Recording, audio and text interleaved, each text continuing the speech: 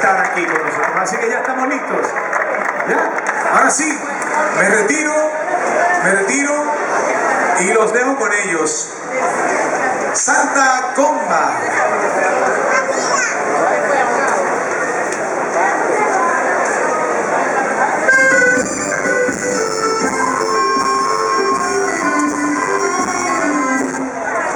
A ver, vamos a hacer una cosa.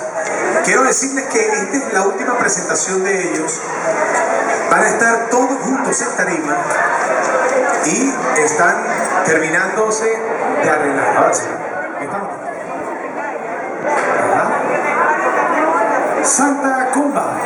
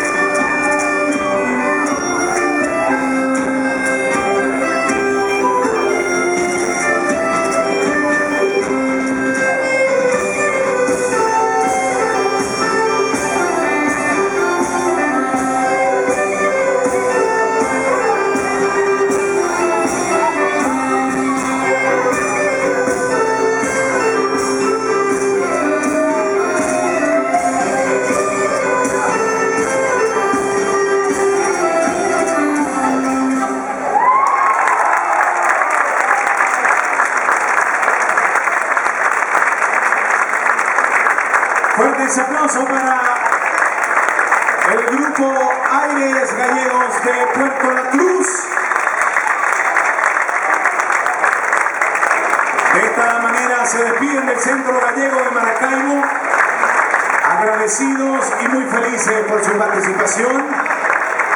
Esperamos seamos invitados a un encuentro de hermandades en su sede en Puerto La Cruz. Gracias, fuerte aplauso.